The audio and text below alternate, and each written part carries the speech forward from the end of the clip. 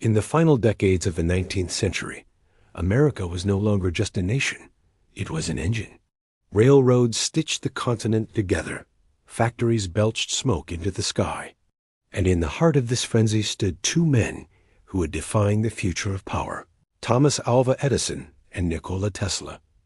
Though their names would one day be locked in legend, their paths began in starkly different worlds.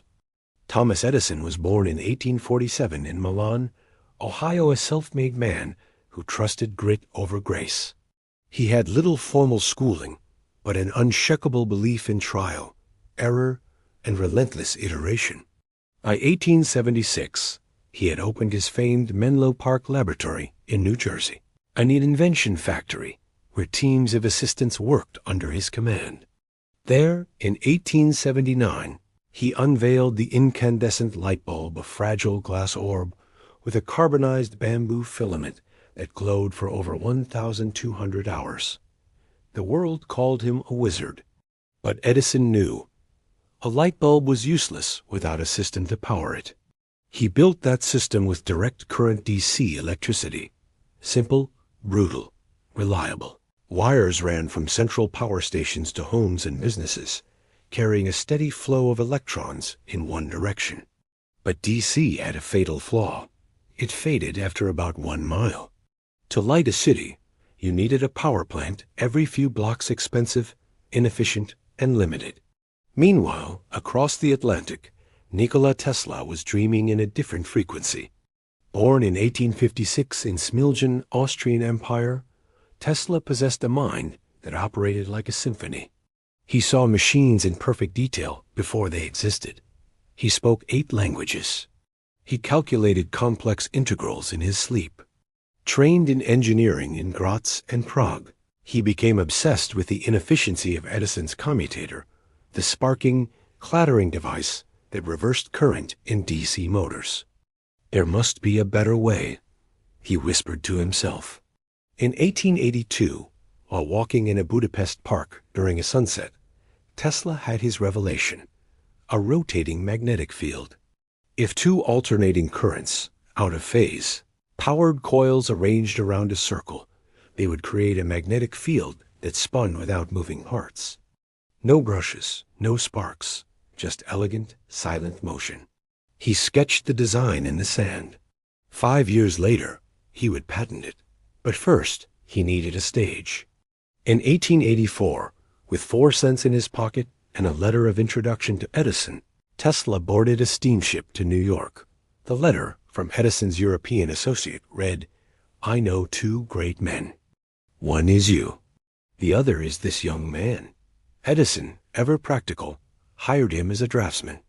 Tesla, ever visionary, saw a chance to change the world. But Edison didn't believe in visions.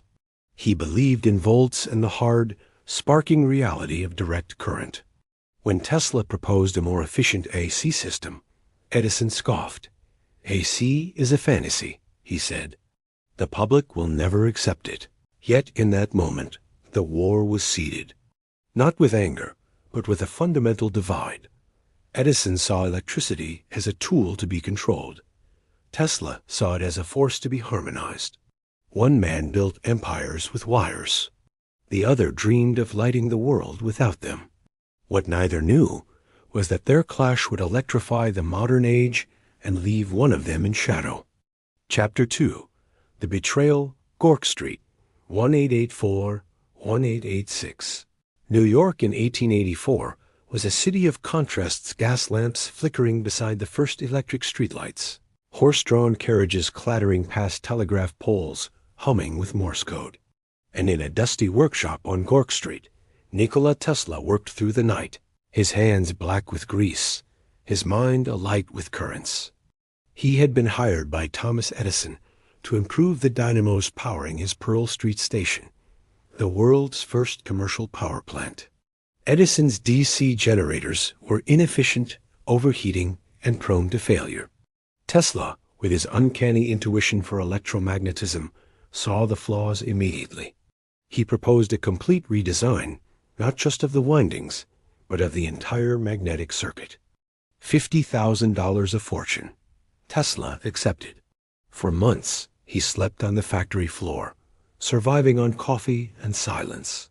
He tore apart Edison's machines, rewound coils with surgical precision, balanced armatures to eliminate vibration, and insulated connections to reduce sparking. When he finished, efficiency had jumped by over 30%. The machines ran cooler, quieter, longer. Elated, Tesla approached Edison for his reward. Edison looked up from his desk, smiled faintly, and said, "Tesla, you don't understand our American humor." The words struck like a short circuit. Tesla stood frozen. It wasn't just the money. It was the dismissal of his integrity, his craft, his belief that truth could be measured in watts and volts. He resigned the next day. For a time, he vanished into obscurity. He dug ditches for the Edison Electric Light Company, laying the very cables he hoped to replace. He lived in boarding houses, surviving on milk and bread. But even in the mud, his mind raced. He sketched motors in the dirt. He calculated phase shifts in his head. He knew a C wasn't just better, it was inevitable. In 1886, with help from two investors, Robert Lane and Benjamin Vail, he opened his own laboratory on Liberty Street. There, in a room filled with copper wire, iron cores, and hand-drawn schematics, he built the first working models of his polyphase AC system. He filed patent after patent for generators, transformers, transmission lines, and most importantly, the induction motor, a device with no brushes, no commutator, no sparks. Just pure, rotating magnetic fields. The scientific community began to take notice. The American Institute of Electrical Engineers invited him to speak. In 1887, he demonstrated a motor that ran in perfect silence, powered by invisible fields. Engineers who had dismissed AC as dangerous now saw its elegance. Among them was Charles Batchelor, Edison's former right-hand man. He wired George Westinghouse. "We saw Tesla's AC system. It is the future." Westinghouse, a Pittsburgh industrialist known for his air brakes and bold engineering bets, came to New York within weeks. He didn't just see a motor. He saw a system that could light continents. He offered Tesla $60,000 for his patents, $5,000 in cash, 150 shares of Westinghouse Electric, and a royalty of $2.50 per horsepower sold. Tesla accepted not for the money, but for the chance to build his dream. As he signed the papers, he knew the war was no longer a skirmish. It was about to become a battle for the soul of the modern world. And Edison would not go quietly. By 1887, the battle lines were drawn. On one side, Thomas Edison, a self-made king of invention, defending his empire of direct current with patents, power stations, and relentless publicity. On the other, Nikola Tesla and George Westinghouse, offering a new vision, alternating current, a system that could transmit power across cities, states, even continents, with elegance and efficiency. Edison knew he was losing.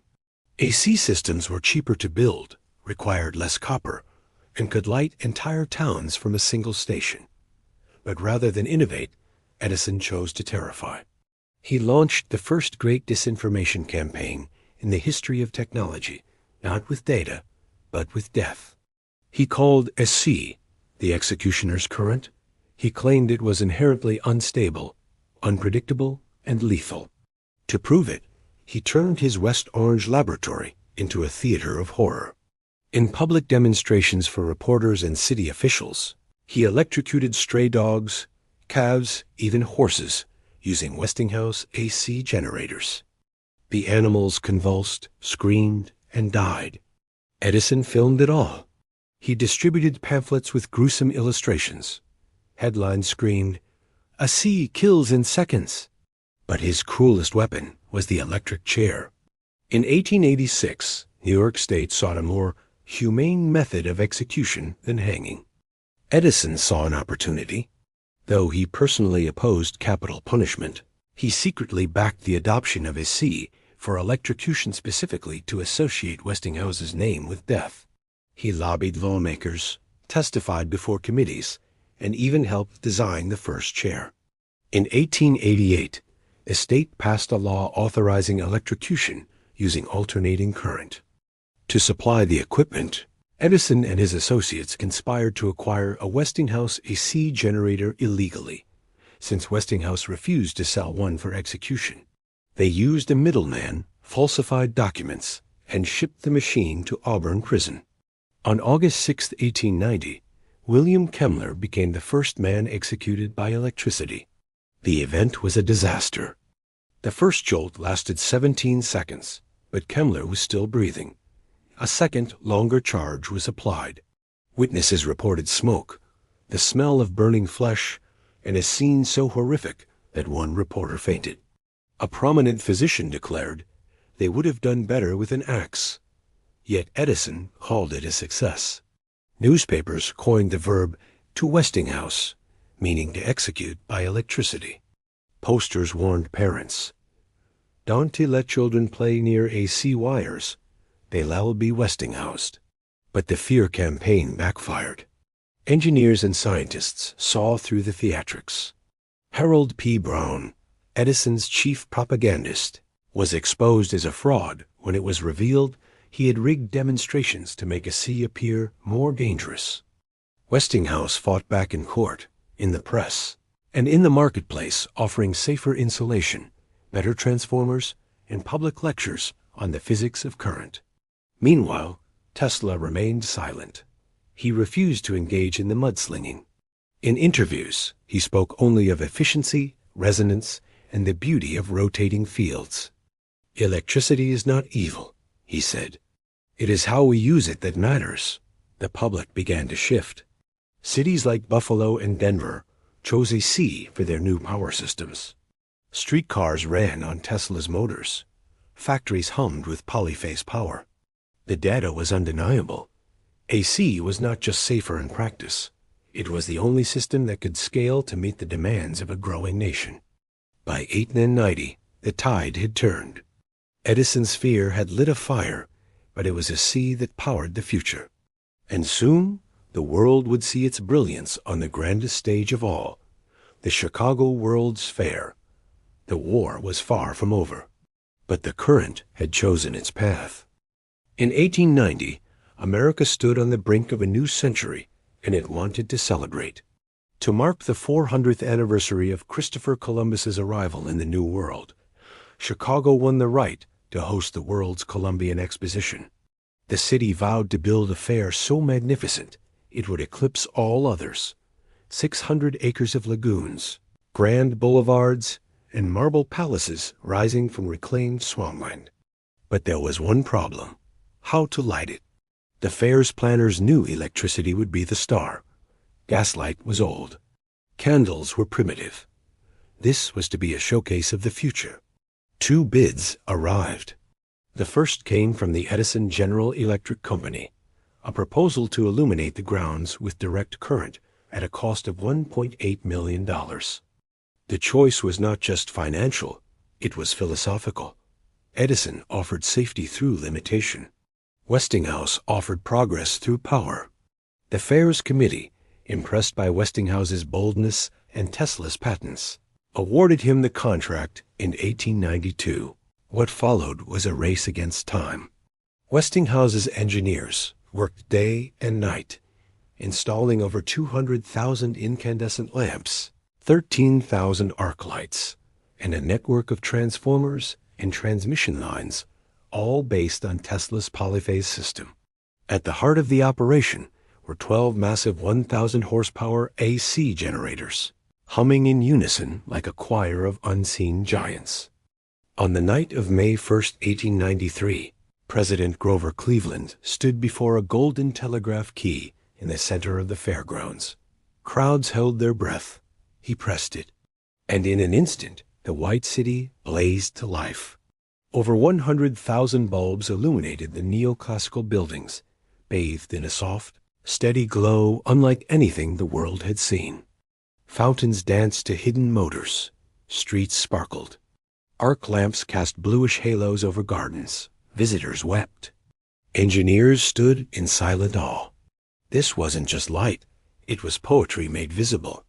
Inside the electricity building, Nikola Tesla unveiled his masterpiece, the Egg of Columbus. A copper egg stood upright on a wooden table, spinning rapidly without any visible connection. Beneath it, Tesla's two-phase induction motor created a rotating magnetic field so precise it defied intuition. He lit wireless gas-filled tubes in his bare hands. He powered motors with a single wire. He made electricity seem intelligent, alive, and benevolent. The fair became a C's ultimate validation. While Edison's DC system could barely light a city block, Tesla's AC powered an entire dream city 24 hours a day without a single spark or failure. Newspapers called it a miracle of modern science. Engineers from Europe, Asia, and South America came to study the system. Orders for AC equipment flooded Westinghouse's factories. After the fair closed, the impact was immediate. Over 80% of all new electrical installations in the United States specified alternating current. Cities abandoned DC. Factories switched systems. Even Edison's own company could not ignore the tide. In 1892, Edison General Electric merged with the Thomson-Houston Company, a firm that already used AC technology, and quietly dropped Edison from its name. The new entity was called General Electric. It was a quiet surrender. The man who had once called AC dangerous nonsense now sold it as the future. But Tesla took no victory lap. He walked the fairgrounds at night, alone, watching the lights reflect in the lagoons. He knew this was not the end. It was only the beginning. If a sea could light a fair, why not a continent? Why not the world? The war of currents had reached its climax. An alternating current had won not with fear, but with light. The Chicago World's Fair had proven that alternating current could light a dream. But could it power reality? The true test of Tesla's system would not come from a temporary spectacle, but from one of Earth's most powerful and eternal forces, Niagara Falls. For centuries, the Horseshoe Falls had thundered with raw, untamed energy, 3,000 tons of water crashing every second, a symbol of nature's might.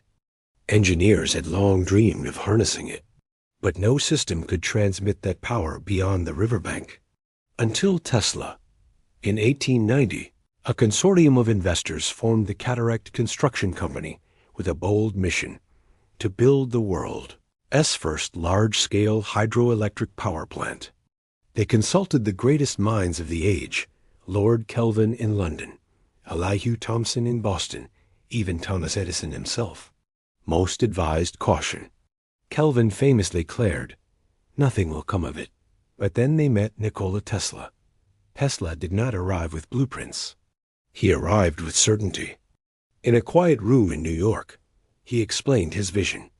His polyphase AC system could convert the mechanical energy of falling water into electrical energy, step it up to high voltage for transmission, and send it cleanly over dozens of miles with minimal loss. The key was resonance, the perfect harmony between generator, transformer, and motor. No sparks, no waste. Just pure, silent flow. George Westinghouse won the contract in 1893, beating General Electric by promising a fully integrated Tesla-based system. Construction began at the base of the Niagara Gorge, where engineers blasted tunnels through solid rock and erected massive steel frameworks.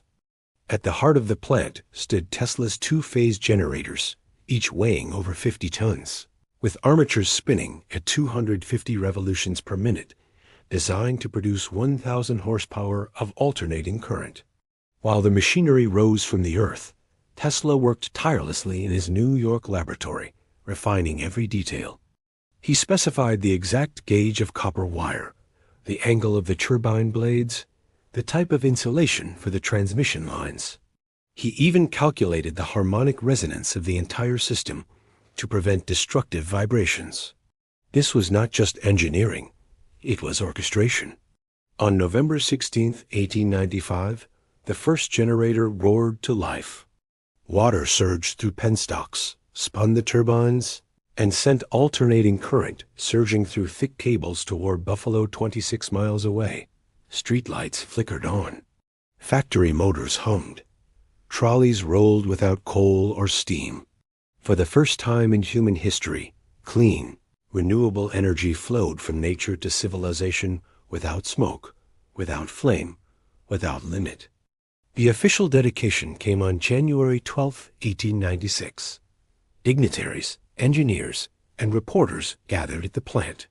When asked to speak, Tesla stood quietly for a moment, then simply said, "We have many possibilities yet to discover in the forces of nature." He did not boast. He did not claim credit. The roaring water and the humming transformers were his voice. Niagara Falls became the model for every power plant that followed. From the Hoover Dam to the Three Gorges, the language spoken was Tesla's.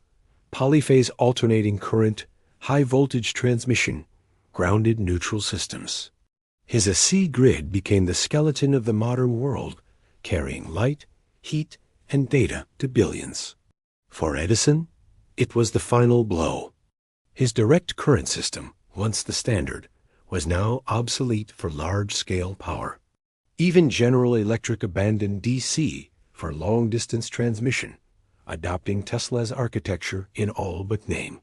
But Tesla saw Niagara not as an end, but as proof. Proof that the impossible could be engineered. And with that proof in hand, his mind turned to an even greater dream. If energy could flow from a waterfall to a city through copper wires, why not through the earth itself? Why not through the air? The age of wires had just begun. But Tesla was already building the age that would come after. By 1892, Thomas Edison was no longer just an inventor, he was a brand. But brands, like currents, must adapt or fade. The war of currents had exposed a fatal flaw in his empire. Direct current could not scale. While Westinghouse and Tesla lit cities with alternating current, Edison's system remained trapped in small urban pockets, expensive and inefficient. The market spoke clearly, and Wall Street listened. In a quiet boardroom in New York, financiers led by J.P. Morgan orchestrated one of the most consequential mergers in industrial history. Edison General Electric, the company that bore his name, was merged with the Thomson-Houston Electric Company, a firm that had quietly embraced AC technology and held key patents of its own. The new entity would be called General Electric. Not Edison Electric, not the Wizard's Company, just General Electric. Edison was furious.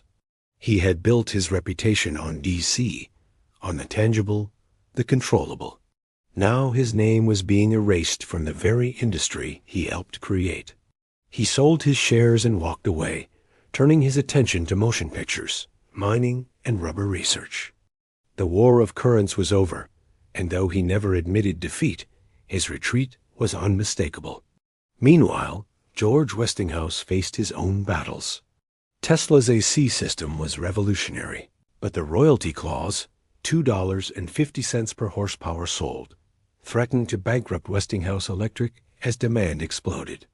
In 1896, Westinghouse approached Tesla with a difficult request: relinquish the royalties to save the company. Tesla, ever the idealist, agreed. But while the men behind the currents faded, the system itself grew unstoppable. AC became the backbone of America's electrification. Power plants rose along rivers and in cities. Transmission lines stretched across states. Factories replaced steam engines with Tesla's induction motors, quieter, more efficient, and requiring almost no maintenance. The final nail in DC's coffin came not from a lab, but from a mountain. In 1899, the Telluride Power Company in Colorado used Tesla's polyphase system to transmit AC power over 20 miles from a hydroelectric plant to a mining operation, something DC could never achieve. Engineers worldwide took note. The verdict was in. AC was not just superior, it was essential. Patents told the true story. By 1900, Over 80% of all electrical patents filed in the U.S. related to alternating current systems. Even General Electric, Edison's former empire, now held more AC patents than DC. The company that once electrocuted animals to discredit AC was now its biggest seller. Yet irony lingered. Though Tesla's inventions powered the modern world, he received little credit. Textbooks praised Edison as the father of electricity. Westinghouse, though respected, was seen as a businessman, not a visionary. Tesla? He was becoming a ghost of man mentioned in footnotes, if at all. But the current remembered. In every humming transformer, in every spinning motor, in every light that turned on in a distant farmhouse, Tesla's polyphase system lived on. It required no monuments. It needed no headlines. It simply worked silently, efficiently, universally. The war of currents had ended not with a bang, but with a hum. And the hum was alternating. By the turn of the 20th century, the war of currents was over, but its legacy was only beginning to unfold. On the surface, the victor seemed clear. Alternating current-powered cities, industries, and homes across the globe. George Westinghouse had proven the commercial viability of Tesla's vision. Thomas Edison had retreated into other ventures, his name no longer tied to the electrical grid he once dominated. But history, as always, is more complicated than headlines. Edison won the narrative. His face appeared on magazine covers. His name became synonymous with invention, and schools taught children that he gave the world light. He held over 1,000 patents, founded General Electric, and built an empire that endures to this day. In the public imagination, Edison was the self-made genius, the man who failed 1,000 times before succeeding. Tesla, by contrast, faded into obscurity. Though his AC system powered the modern world, he received little credit. In 1909, Guglielmo Marconi was awarded the Nobel Prize in Physics for contributions to wireless telegraphy, a technology that relied heavily on Tesla's patented oscillators, tuned circuits, and antenna designs. Tesla protested, but the scientific establishment had already chosen its heroes. Rumors later surfaced that Tesla and Edison were to share the 1915 Nobel Prize, but neither confirmed it, and Tesla allegedly said he would refuse to accept it alongside Edison. The prize went to others. The courts, however, told a different story. In 1943, months after Tesla's death, the U.S. Supreme Court ruled in Marconi, Wireless Telegraph Co. v. United States, that Tesla's patents had priority over Marconi's. The decision was partly motivated by wartime patent disputes, but it was a posthumous vindication. The father of radio was not Marconi, but Tesla. Yet no headlines marked the ruling. Tesla had died alone in room 3327 of the New Yorker hotel, nearly penniless, surrounded by unpaid bills and stacks of unfinished notes. The FBI seized his papers the same day, classifying them as potentially dangerous. The man who had harnessed Niagara Falls and lit the White City was buried in quiet anonymity. Edison, meanwhile, died in 1931, a national icon. His funeral was attended by presidents and industrialists. His laboratory was preserved as a shrine to American ingenuity. Schools, streets, and even a unit of measurement, the Edison, briefly proposed for illumination, bore his name. But the current does not lie. Walk into any home today. The refrigerator hums with a Tesla induction motor. The lights shine with a C power. The phone charges wirelessly using resonant inductive coupling, a principle Tesla demonstrated in the 1890s. The entire electrical grid, from power plant to outlet, speaks the language he invented in a Budapest park. So who really won the war of currents? Edison won fame, fortune, and legacy. Tesla won physics, engineering, and the future. One man built a company, the other built a civilization. And in the end, civilization outlasts even the greatest empire. Today, the war of currents lives not in history books, but in your pocket, your home, and the very air around you. Every time you plug in a lamp, charge a phone, or ride an electric train, you are participating in a system Nikola Tesla designed over a century ago. Alternating current is so universal, so seamless, that we rarely stop to ask, who made this possible? The answer is not simple. Thomas Edison gave us the light bulb, the phonograph, and the culture of relentless iteration. He proved that invention could be industrialized, marketed, and scaled. But Nikola Tesla gave us the architecture of the modern world, the invisible framework that carries energy across continents with silent efficiency. Walk into any home, and Tesla's legacy hums quietly in the background. Your refrigerator runs on an induction motor, brushless, spark-free, nearly indestructible. Your ceiling fan spins with the same polyphase principle he demonstrated in 1888. Your heavy-age system, your washing machine, even your electric car, all rely on the rotating magnetic field he first envisioned in a Budapest park. But his influence goes far beyond wires. When you place your smartphone on a wireless charger, you are using resonant inductive coupling, a phenomenon Tesla demonstrated with glowing bulbs in his 1890s lab. When you undergo an MRI scan, the machine uses powerful alternating magnetic fields measured in units called Teslas. When satellites beam data across the planet, they rely on tuned circuits and grounded antennas, concepts Tesla patented before radio was a household word. Even the structure of the internet owes him a debt. His world wireless system was not just about power, it was about global communication. He dreamed of a network where anyone, anywhere, could access information instantly. Sound familiar? For decades, Tesla was reduced to a caricature, the mad scientist with wild hair and doomsday rays. But in recent years, the world has begun to remember.